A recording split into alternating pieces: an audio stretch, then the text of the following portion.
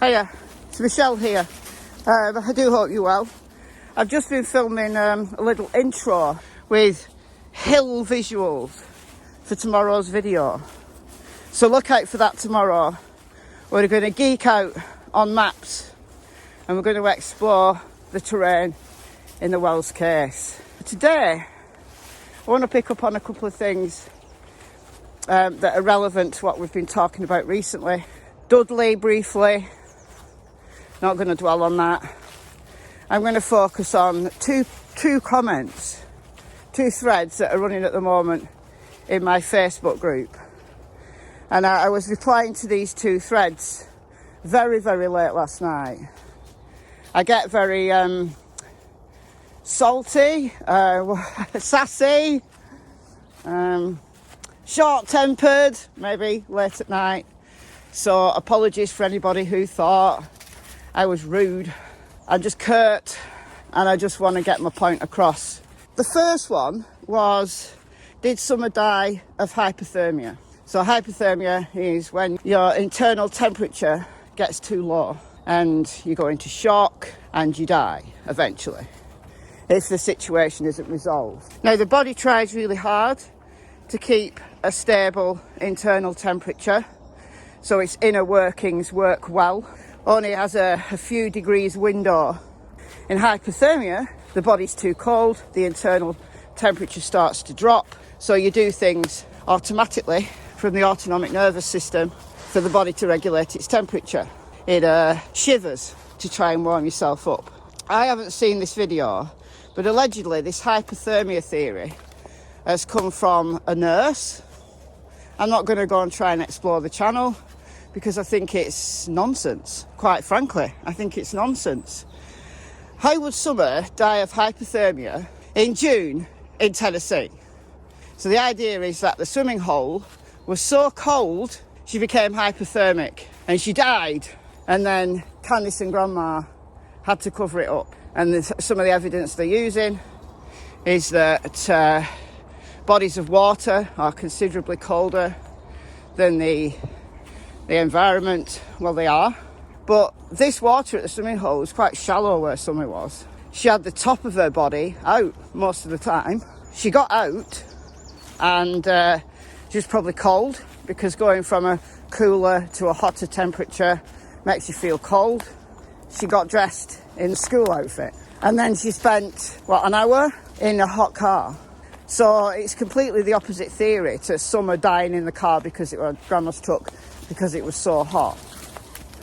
Come on now, a 5-year-old child is able to regulate their body temperature going from a cooler environment to a hotter environment easily. A newborn baby might struggle, but a 5-year-old child, however thin they are, nah, sorry, not buying it.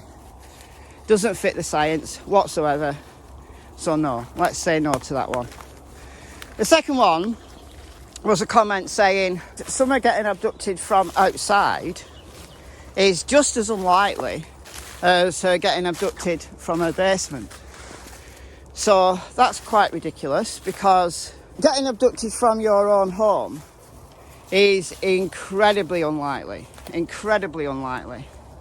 Right? Someone would have to get into your home. They'd have to know your home. They'd have to suss out your home. Like Elizabeth Smart's abductor. You know, he'd been to the home before doing handyman jobs. He knew how to get in. That kind of thing, right? Is it possible in Summer's case? Yes, but not in the way Candice said, because the boys had been home all day. So how did an abductor get in? The TBI said the last time Summer was seen was in the early afternoon, walking outside of her home. That's the last sighting. Now, the fact that they issued an Amber Alert within a few hours, she was an endangered child, then she became an Amber Alert child within a few hours, shows that she's at imminent threat of grievous bodily harm or death. I don't know why I always come this way and I can't get through. Stupid of me. So they had to have issued an Amber Alert for a reason. The fact that they couldn't find her, you know, supposedly she'd only been missing for 2 minutes, which is ridiculous. Right, if Summer had just wandered off for 2 minutes, the chances increase exponentially when we think about the fact Summer might have been missing 90 minutes or even close to 2 hours before it was even noticed that she was gone. I've got several recent videos on the timeline, so check those out, and my rationale for believing that Summer was missing probably 90 minutes, maybe longer. And that's part of Candice's guilty knowledge, that she knows Summer was missing a lot longer than what she said. But if that was the case, if she went playing on the hill or down to the creek, it's not very far. You'll see tomorrow the elevation isn't very steep. It's an easy walk down. She could have gone down there playing with her brothers, and her brothers left her for whatever reason, because Dawn always says that the boys leave Summer outside and have been told time and time and time again not to leave Summer outside. Why did Donald say that in an interview with WJHL if he didn't think it was relevant? But the thing that stumps people is that the parents say that Summer would never wander further than her swing. Well, did you wander a little bit further than you were allowed when you were 5? I certainly did. Right, kids are unpredictable. And if the parents want to cover up the fact that they feel guilty about Summer wandering off, then of course they're going to say that. Do I think she wandered far? No. But as we'll see in tomorrow's video, things get very murky and very muddy when we consider what the neighbours have been saying. I think the parents are lying. I think the parents are lying regardless, or at least one parent is lying, regardless of what scenario is your favourite theory. You know, I don't get much into the how. I prefer to concentrate on the why. You have to understand the why before you can even contemplate exploring the how. But so many people talk about it, then I kind of feel I have to address these things sometimes. It's not my favourite type of video to make because it gets into the realms of speculation, but I think in this case, because we've got some indicators in the timeline, then at least we can base a discussion somewhat in fact, in my opinion anyway. If she wandered just down the hill a little bit, down to the creek, or she even might have gone down the dog trail, who knows? We'll talk about this tomorrow.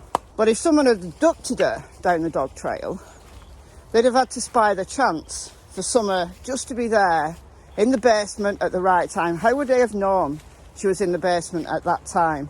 Or how would they have known that she came out onto her swing at that time? How could an abductor position a vehicle on Ben Hill Road, which is a small single track road, without being seen whilst they waited for Summer to be in a position where they could just grab her? Now, if she was in a perfect position, then yeah, they could. They could have grabbed her in 2 minutes and got her off that hill. But they'd have had to wait. They'd have had to wait for that perfect time. So where did they hide their vehicle? They could have hidden their person easily, but where did they hide their vehicle? So that makes the abduction from the basement or abduction from the swing highly, highly unlikely. The universe had to be in exactly the right shape for it to occur. But there's infinite possibilities when we think that Summer was missing an hour and a half, 2 hours even. She was playing, she was having fun, and someone spied her. This person who left the comment in Facebook said the universe would have had to be in exactly the right place for that to occur. Well, it would, yeah.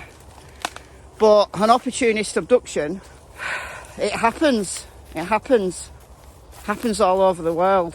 I'll leave a link to the Tennessee registered SO register in the description box. So you look up how many registered SOs there are in the area. There's one very, very, very close to Summer's home.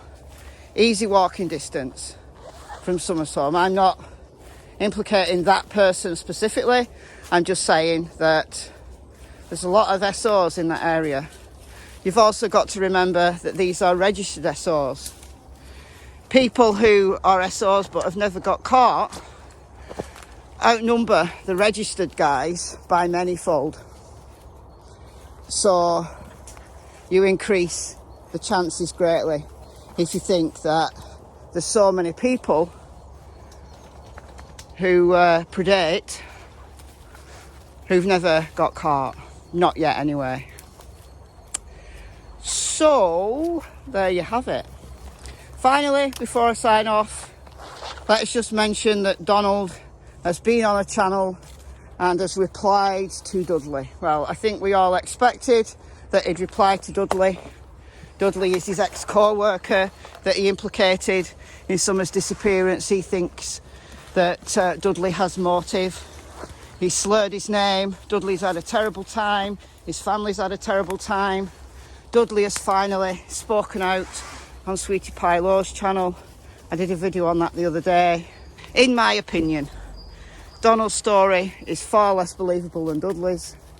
Dudley has no reason to lie other than to defend his name. So Donald has got everything to prove by slurring Dudley's name in reply. I think probably Dudley expected that there'd be a reply. I certainly would if I was him. To be expected that his supporters would rally round him.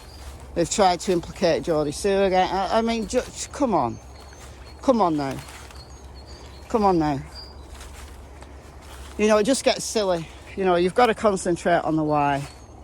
Who has motive? Is getting fired a real motive for abducting a child? I don't think so. But let me know what you think in the comments below about all of these things. I've been Michelle. I hope you're well. I'll see you in the next video. It's goodbye from Miss Tillington, who's on red alert, and Miss Cassie Springer, who's just a little bit muddy. Bye, guys.